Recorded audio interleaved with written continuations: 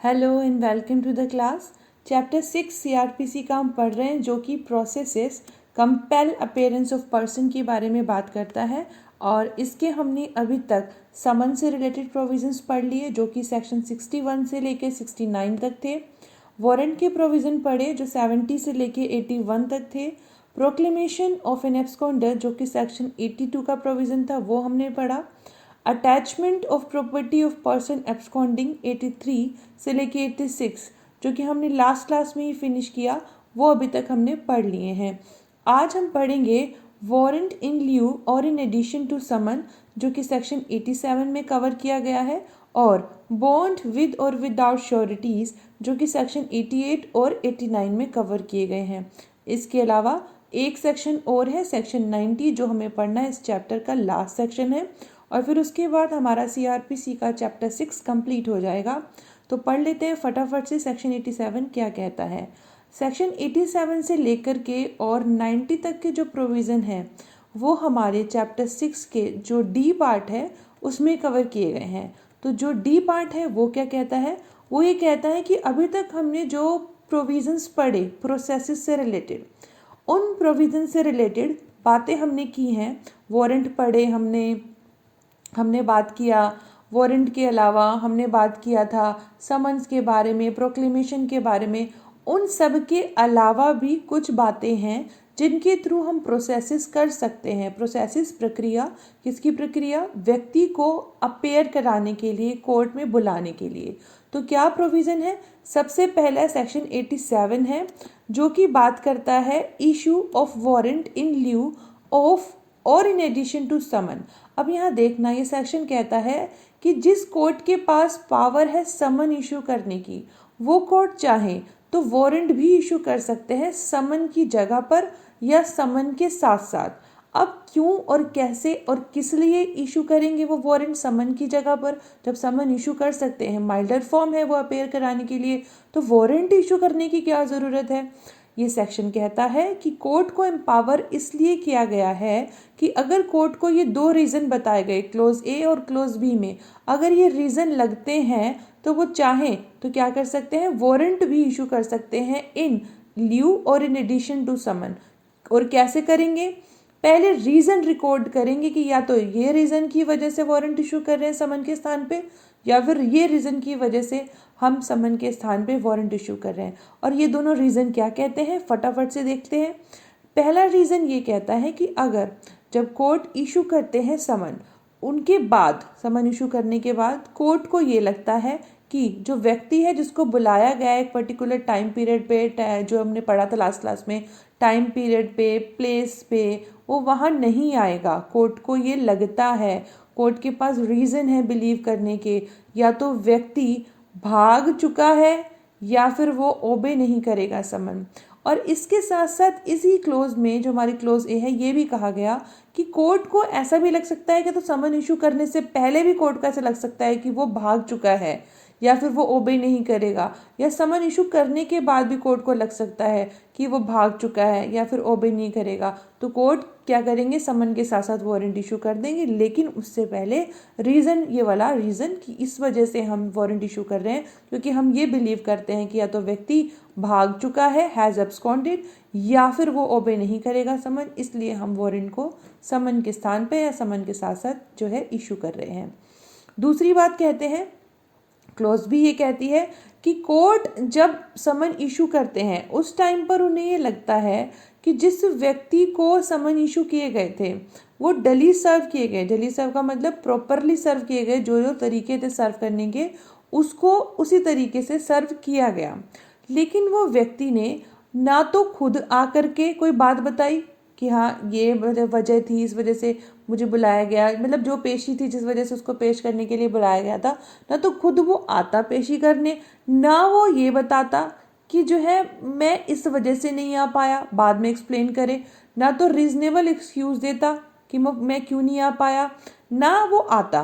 तो क्या करेंगे, कोर्ट तब भी ये वाला रीज़न रिकॉर्ड करके और वारंट इशू कर देंगे। बेरेट की लैंग्वेज से समझेंगे तो और क्लियर हो जाएगा। क्लोज बी कहता है if at such time he fails to appear and the summons is proved to have been duly served in time to admit of his appearing in accordance therewith and no reasonable excuse is offered for such failure. अब आप ये कहेंगे कि जब हमने ये बात कही है कि उसने जो है ना कोई रीजनेबल एक्सक्यूज दिया कि मैं क्यों नहीं आ पाया, लेकिन ये प्रूव हो गया कोर्ट को कि डली सर्व हुए थे, तो अब ये बात कैसे आ गई? आप बोले हमने तो अभी बोला ये कि जो है समन जो है वो साथ साथ इशू होंगे वारंट के साथ साथ, है ना। तो फिर ये वाली बात कैसे आई कि वो आके बता दे भाई मैं नहीं आ पाया, ये रीज़न थे। आपको याद होगा हमने समन के केस में पढ़ा था कि जब समन को सर्व कर दिया जाता है, कोर्ट इंक्वायरी करते हैं कि कोर्ट ये देखते हैं कि हाँ जो समन थे वो डली सर्व हुए थे नहीं हुए थे, हमने सब प्रॉपर पढ़ा था। व्यक्ति नहीं है तो क्या होगा, उसके एडल्ट फैमिली मेम्बर को दे दिए जाएंगे, वो सब हमने पढ़ा था।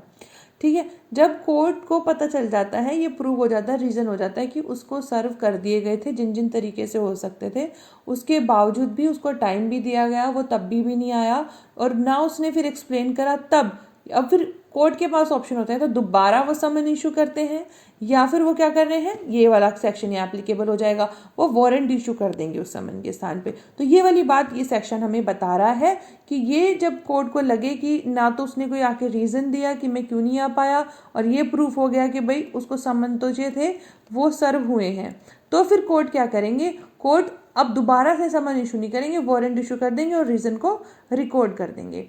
सेक्शन 88 पे चलिए, power to take bond for appearance.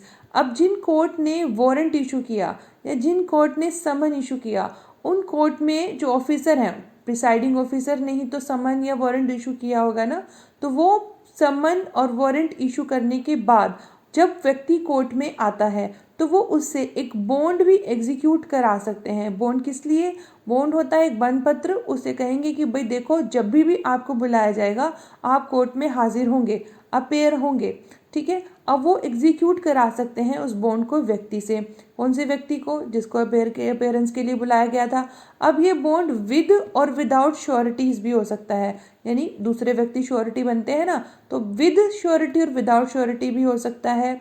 और फिर जो कोर्ट है, जैसे जिन कोर्ट ने ये समन या वारंट इशू किया, वो कोर्ट या तो खुद एग्जीक्यूट करा लेंगे बॉन्ड को, या फिर वो क्या कहेंगे, जो दूसरी कोर्ट है, किसी और कोर्ट को वो ट्रायल के लिए भेजने वाले हैं केस, ये वाले जो ऑफिसर थे जिन्होंने समन या वारंट इशू किया था, वो अब क्या करेंगे, केस को ट्रायल के लिए किसी और कोर्ट को भेजेंगे। तो जब भेजेंगे तो वो क्या करेंगे, वो भी जो चाहे तो क्या करा सकते हैं, एग्जीक्यूट करा सकते हैं बॉन्ड। अब आप बोलेंगे ये क्या कह रही हूँ मैं, आपको शायद याद होगा कि हमने ये चीज़ भी पढ़ी थी समन के केस में कि जब व्यक्ति डिस्ट्रिक्ट में नहीं होता है, जिस डिस्ट्रिक्ट में समन या वारंट जो है इशू कराए गए हैं, एग्जीक्यूट कराने हैं, तो दूसरी कोर्ट के पास जाता है पहले, और वहाँ से कोर्ट क्या करते हैं, वो लोग समन इशू करते हैं। ये हम पहले पढ़ चुके हैं सारी चीज़ें।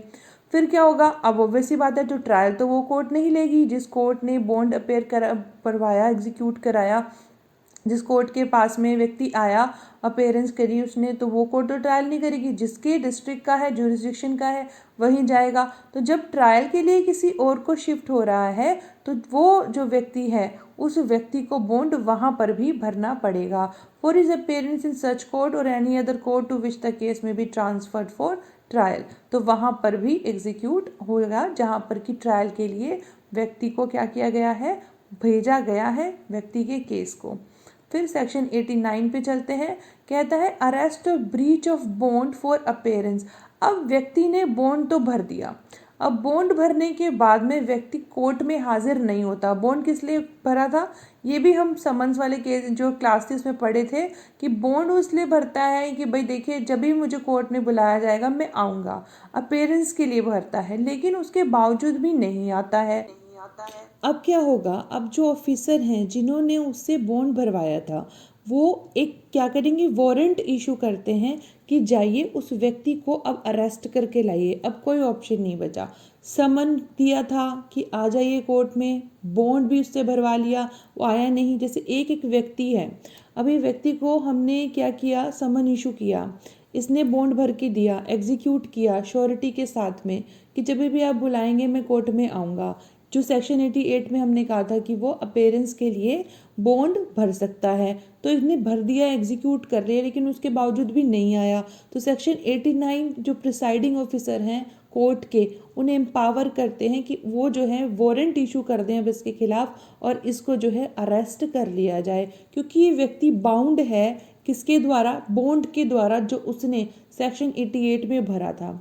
सेक्शन 90 पे चलिए। सेक्शन 90 ये कहता है, provisions of this chapter generally applicable to summons and warrant of arrest. बहुत ही सिंपल सी बात ये सेक्शन कहता है जो summons and warrants of arrest इस कोड में सीआरपीसी में जो भी बनाए जाएंगे, जो भी समन्स, जो भी वारंट की हम बात करेंगे, वो सारे समन्स, सारे वारंट ऑफ अरेस्ट इस कोड में जो होंगे वो सब इस चैप्टर के अकॉर्डिंग, चैप्टर 6 के जो प्रोविजन थे, चाहे वो समन एंड वारंट के इशू से रिलेटेड हो, सर्विस से रिलेटेड हो, एग्जीक्यूशन से रिलेटेड हो, वो सब के सब इस जो है चैप्टर के ही चलेंगे। यानी कि बहुत सिंपल बात है, जब भी समन, जब भी वारंट ऑफ अरेस्ट की बात आएगी तो चैप्टर 6 का नाम लिया जाएगा। हाँ, सच में यही बात ये हमें सेक्शन कहता है कि जहाँ पर भी हमने कोड में सीआरपीसी में वारंट ऑफ अरेस्ट या समन की बात करनी है तो ध्यान रखिएगा चैप्टर 6 के जो प्रोविज़न है जो समन और वारंट से रिलेटेड है वो ही हम पढ़ेंगे। इसीलिए जो ये चैप्टर है हमारे लिए इम्पोर्टेंट हो जाता है आपके pre examination point of view से। बेयर एक्ट में आप देखेंगे, बेयर एक्ट इसलिए बोल रही हूँ, जो सेक्शन आएंगे ना सीधे सीधे सेक्शन पूछे जाते हैं इस सेक्शन में किसकी बात हो। जैसे मैंने आपको पहले भी कहा था, प्रोक्लेमेशन जो है हमने सेक्शन जो बात की थी, कौन से सेक्शन की, नीचे लिखेगा जिसमें प्रोक्लेमेशन इशू की जाती है, वो सेक्शन बहुत बार आता है, बहुत एग्जाम्स में पूछा जाता है कि कौन से सेक्शन में प्रोक्लेमेशन ऑफ एन एब्सकॉन्डर की बात हुई है, वो आता है। और जो है इसके अलावा जब आपके मेंस होते हैं वहाँ पर सीधा सीधा पूछा जा सकता है आपसे कि प्रोसेस टू कंपेल अपीयरेंस कौन कौन से हैं, तो आपने पढ़ लिए 61 से लेके 90 तक के हमारे प्रोविजंस हैं। बेसिकली 61 से लेके और 89 तक के तो हमारे पास प्रोसेसेस थे। 90 हमें इस चैप्टर की महत्ता, इस चैप्टर की इम्पोर्टेंस को बताता है और ये बताता है कि चैप्टर हमारे लिए पढ़ना क्यों ज़रूरी था। आई होप आपको चैप्टर, ये क्लास क्लियर है तो I am really very thankful. और अगर नहीं है तो भाई माफ़ कर दीजिएगा, नेक्स्ट क्लास में और मेहनत करेंगे ताकि आपको अच्छे से समझ में आ जाए। बस सुनने के लिए आपका बहुत बहुत शुक्रिया। खुश रहिए, मस्त रहिए और अपनी ज़िंदगी अच्छे से जीते रहिए।